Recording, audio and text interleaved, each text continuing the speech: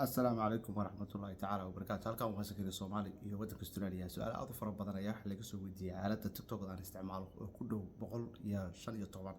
waan tiriyay intaas ahaayeen requestiga TikTok qaybta private-ka ayay su'aalahaas soo wada galeen dadku sida ugu badan waxay weydiinayeen waxaa kamid ahaa inaan soo tahriiban rabaa Malaysia joogaa ama Indonesia Australia imaado haddaan qaxootiisa ahay oo ku joogo xarumaha Kakuma oo Kenya ku taala iyo qaxootiga Kenya Ethiopia maxaa i xala ama Syria jooga iyo magaranaysa Iraq Soomaali aad u fara badan oo lagu tilmaamo dhowr boqol oo magaranaysa ilaa 5,000 oo qof ayaa waxay joogtaa magaalada Dimashq ee Syria oo hadda dagaal ka socdo iyo Lebanon xuduud la leh Soomaalidaas aad u fara badan su'aal aad u fara badan soo weydiiyo ay kamid tahay sidee baan haddaan soo taariibno maxaa dhici doona xageesa aadi doona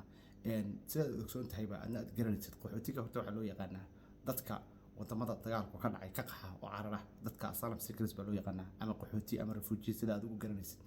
dadka noocaas sharci caalami oo la dejiyay ayaa jira 1900 iyo magaranaysa 51 1950 iyo 1960 baa la yiraahdaa sharciyadan baa la qoray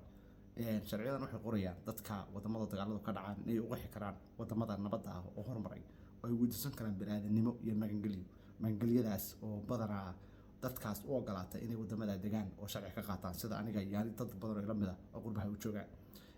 haddii aad Soomaali tahay arintaas waad ku jirtaa wadanka Soomaaliya dagaal baa ka dhacay waa la garanayaa waa dawladii baa dhacday qaxooti baa tahay waxaad joogtaa qaxootiga Kenya iyo Ethiopia ama bariga dhexe meelo la mid ah maxaa dhacay haddii dunida dagaal ka dhaco adoo qaxootiga xiriyaha qaxootiga jooga ama Yurub doon ku galay oo bila sharci dagaalka saddexaad adduunka ayaa bilowday waxaan horay baa loo qoray waana laga fikiray waxa jira sharci caalami ah oo la qoray 1951 oo loo yaqaano magaranaysa persona non grata sharcigan oo marka hore loo isticmaali jiray 1961 loo isticmaali jiray dadka siyaasiyiinta oo xiriirka laba wadan xiriir ku dhaxeeya in la jaro haddana loo isticmaalo oo lagu daray amendment waxa la yiraahdaa sharciga markii wax kale laga dabageeyo caalamiga waa sharciyada caalamiga sharcigan baa hadda waxa loo isticmaali karaa markii dunida qalaas ka dhacaan sida dagaalka dunida ama dhaqaalaha burburka sida waxa loo yaqaan recession waa markii dunida dhaqaalaha adduunka oo dhan sida shidaalka أو خلق القلة هذا أنا ويسع تعرف ناس برجع حتى على كسرة وهذا كسون تاعي أنا أستراليا شجع أستراليا اشتغل كحكومي بعد قطر السعودية عربية يطبعي أما إمارات كسر اللي يقان نجي السعودي قبل أيضا هذا دجال بقصد ويستعمل اشتغل كهذا سوق الأسترالي اشتغل ولا لا معيشة وقال نرش الدنيا ده سد نوس ما هو سقوط حيران تاع أيضا رنا سلسلة ضوء هل مال هذا كفك كتنا أيضا رنا بعوض فكت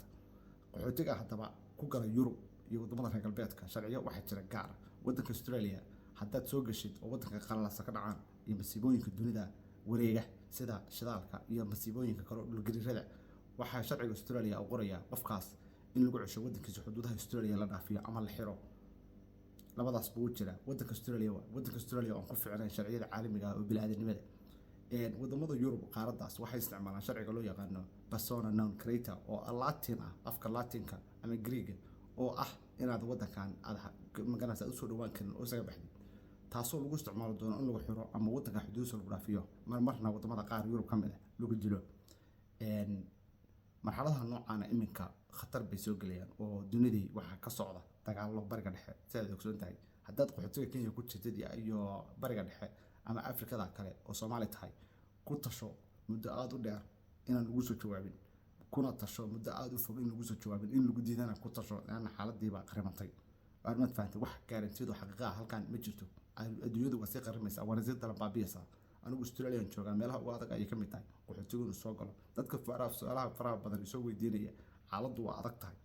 waxaana laga yaabaa khayr inuu kugu jiro meesha aad joogtid luqadeeda garanaysa dadkana kala garanaysa geedaha iyo dhulka halka inaad ku badbaado doonto ayaa laga yaabaa haddaba waxaan ku leeyahay dib saga noqo kana fikradaadi ahayd inaad tahriibtid ama wadamada reer galbeedka soo aad halkan waa Soomaali iyo wadanka Australia. Assalaamu calaykum.